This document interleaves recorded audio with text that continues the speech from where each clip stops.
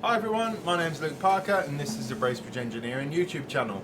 In this video we're going to be talking about materials, what materials can be pressed, what forms they come in and what different kinds of materials are out there and available to be pressed.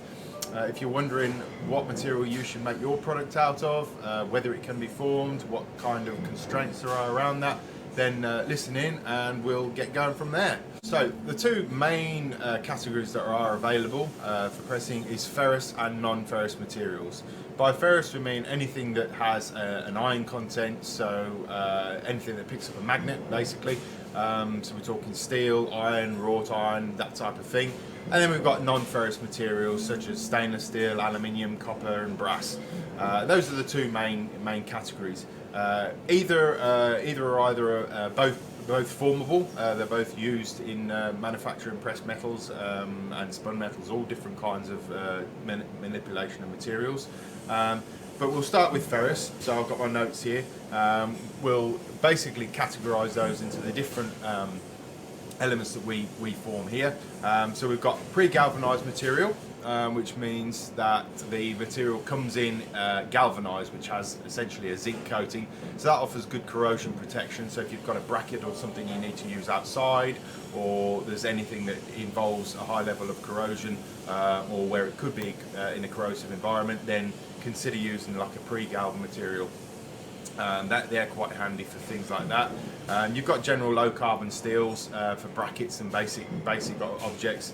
Then you've got for our deep drawing parts, which involve a lot of material manipulation. I think I've got an aluminium part here, but it's near enough. So you've got quite a deep drawn pot there.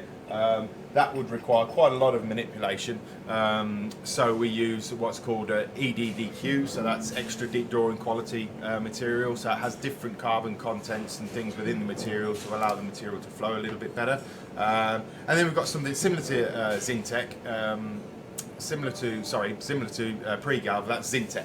Zintec is again a zinc coated material. It looks slightly different from pre-galv. It's more of a smooth, consistent finish, and that's great, especially if you want to overcoat it with a coating of some kind, like a powder coated paint colour.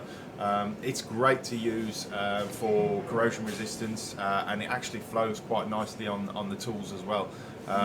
So those are really the four main different products we use, and in a sec I'll head down on the shop floor and I'll show you the different forms that they're available to come in, and the different forms we generally use and what we would use some for and what we would use other for. Then you've got non-ferrous materials. What we commonly use here is aluminium and stainless. Those are the main two other over obviously normal carbon steels that we use here. Stainless steel, obviously, clues in the name, it's great for corrosion resistance. So any marine applications, you'd use like a 316 stainless steel. Normal stainless for general corrosion resistance is 304, that's fine. So anything that involves outdoor equipment or anything like that is great. It's also a good visual product as well. You can have it electro polished or manually polished, and it looks great.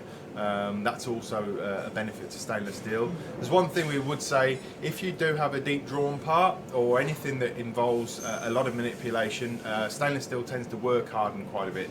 What I mean by that is every time we move it and manipulate the metal, it hardens the material. So if you keep going and going and going, what will eventually happen is it will just split.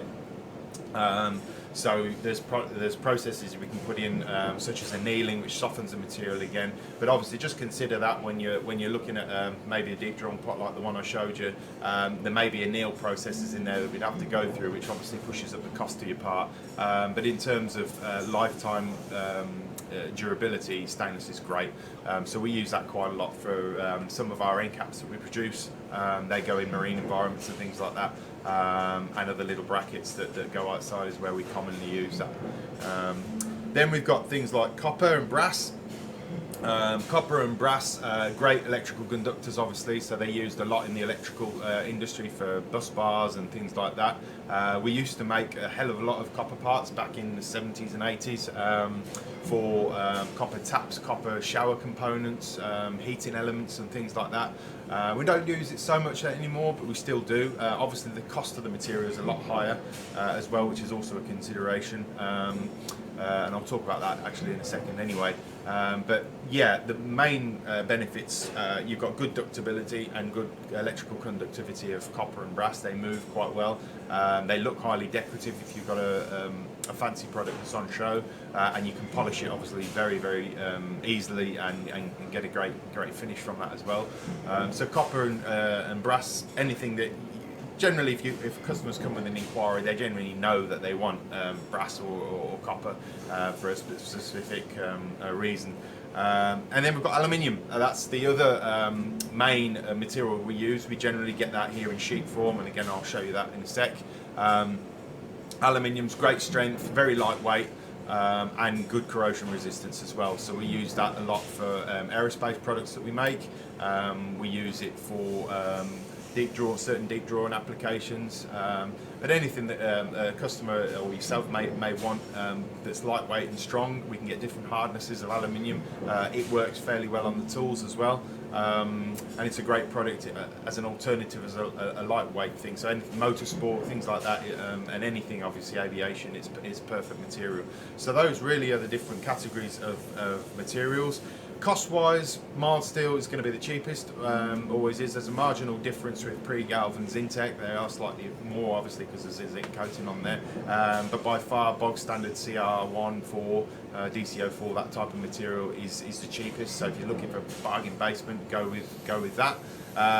After that, then you sort of go towards aluminium and stainless. Stainless is sometimes a lot more expensive than mild steel, especially if you go for 316 and the higher grades, and then you go right up to copper and brass. And then after that, we can also use other materials. We don't, but there's obviously silver and gold. You can form those quite easily. Titanium you can work with, Inconel, and there's materials like Covar, which is used around glass, anything that you don't want thermal expansion of. So there's all sorts of fancy materials. There's also some different ones like Corten steel. Corten steel is great. It rusts and it provides a layer of protection, so it looks rusty but doesn't get any further than that, and that's quite good for architectural applications and things. So there's all sorts of different weird and wonderful metals. Just ask us if you've got questions. We'll soon tell you whether we can work with it or not, but most metals we can.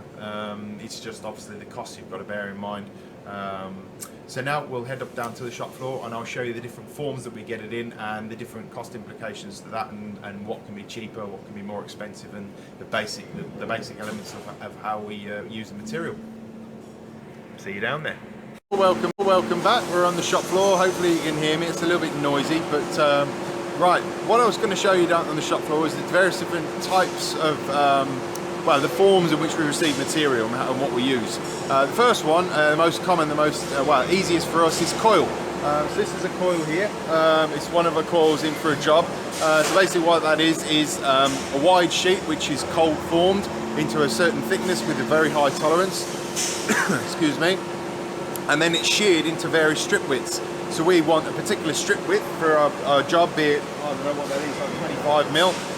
So we'll ask the shearers to cut that down to 25 mil at a certain thickness, so 1 mil thick, and then give them a weight. And what they'll do is they'll slit that, roll it onto a coil, and then deliver it into pallets like this for us. Now this is the easiest and the cheapest way of manufacture for us. There's very little waste. Obviously the webbing in between each part is the only bit that gives us scrap, but it's easy to handle, and it's easy to dispose of as well. So we feed this in through the machines on automated feed units, and they feed it into the machine. The press comes over, blanks the part out, or goes through a series of progressional part transformations into the final part, and that's it, and it goes into the bin. So that's the first method and the most common method we receive material here. The second is, I've got one down here. Now this stuff is reject material, and the reason why it's rejected is because it's too hard. So we put it in the press, it just splits the material.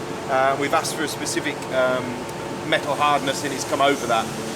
But these are what we know as blanks. So these are large blanks for our deep drawing process, and what we'll do, the operator will load one of these raw blanks onto the press, bring the press over, and that'll start to form it into a circular part or an oblong part, depending on the application. Obviously we've got a stack here. There's how many we've got in here? There's 700 odd there, all stacked up. That'll go back and we'll get the right hardness of material for the job. But these are slightly more expensive on average per weight of material, because obviously somebody's got to do work to those to get them to that shape. It's a lot easier for metal manufacturers just to produce the coil, but these obviously have to be circled individually, and we use companies to do that. So that's the second method, and that's generally what we use for our deep drawing processes, really. And then if you follow me over here, we'll go over to some more coil, and I'll show you the smallest ones as well. So that basically there is a little tiny weeny coil we do for a little job. That's stainless steel, and then there's some large coils down here. Now I'll go and now show you the final sheet form, what we use. And I don't know whether you can see it, but it's up there. So basically that's all in wood now, but basically that's a sheet form that we receive. So that's generally our aluminium products. They'll come into us in sheet form, and we'll process that on our guillotine, shear it up into the correct lengths, the correct strip widths, and then we'll feed that through the press just as we would the coil. So that's the three main methods that we receive material in the shop floor. Okay, we've had a look on the shop floor at what materials that we commonly buy in and what forms they come in. Finally, we'll just talk a little bit about the impacts of various different material constraints, and just general tips when you're looking to buy a product, and what sort of material constraints there are around minimum orders and things like that. So firstly, I've got a little part here that we make. That's got a small part. Now, if you have a small part that you're looking to manufacture and you only have a low volume, then just consider the weight of material that we're likely to need to purchase. Quite often what happens with material suppliers is they'll look at it and go, well, okay, you're only using, say, 20 kilos of material, we price by the ton, so what I'll do is I'll give you a lump sum price for that material. So we'll buy it as a lump sum cost. It's generally more expensive, obviously, than per ton, because it's a smaller amount, so we have to factor that into our cost to cover the material. So just consider that when you're buying a small quantity of little parts. It's something we have to cost in. If you've got stock that you can keep in, or you've got a couple of years that you'll know you'll sell and you could therefore order more, by all means do, because that means we can get a better price on material and therefore offer you a better price on the part. So that's something to consider. There's also some small amount of consideration for tooling life as well.